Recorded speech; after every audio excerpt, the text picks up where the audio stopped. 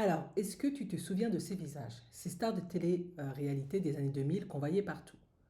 Talk show, magazine, etc. Et aujourd'hui, plus rien, silence radio. Ou pire, polémique, dérive, vidéos complotistes. Que s'est-il passé? Pourquoi certaines anciennes stars sombrent dans la solitude, la dépression ou carrément l'extrémisme? Aujourd'hui, on va plonger dans les coulisses d'un phénomène discret mais inquiétant. Quand la lumière s'éteint, il reste quoi?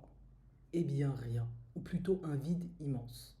Le vide laissé par les plateaux, les fans, les caméras. Une sorte de sevrage brutal. Comme une drogue qu'on arrête du jour au lendemain. Il y a le premier cas, la star oubliée. Elle était partout. Tout le monde la reconnaissait. Et puis un jour, plus d'appels, plus d'émissions, plus d'intérêt. Elle se retrouve seule, à scroller sur Instagram, à voir défiler des visages jeunes, beaux, frais, et elle, invisible.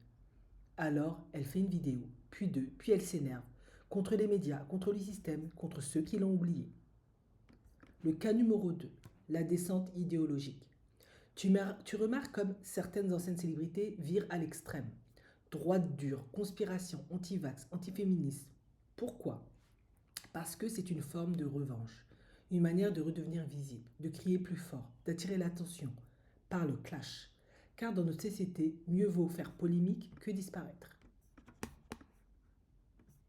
Lien politique et sociétal. Ce phénomène, ce n'est pas juste un drame personnel, c'est le symptôme d'un malaise plus large. Notre société valorise la lumière, le buzz, le culte du maintenant. Mais que fait-on des oubliés, de ceux qu'on a adorés, puis jetés? On les laisse seuls, sans repère. Et parfois, ils cherchent un nouveau sens. Mais ce sens, ils le trouvent où? Sur des forums douteux, dans des discours extrêmes, ou dans la nostalgie amère d'un passé idéalisé.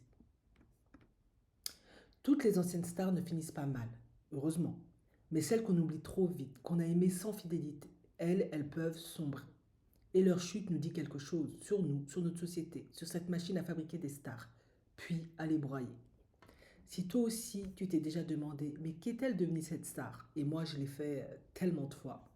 Ben rappelle-toi, la réponse n'est pas toujours belle. Et parfois, elle fait peur. Du coup, ben, n'hésite pas à t'abonner, hein, si tu veux qu'on parle d'autres destins oubliés. Et surtout, ben, prends soin de toi, parce que la chute, ça peut arriver à n'importe qui.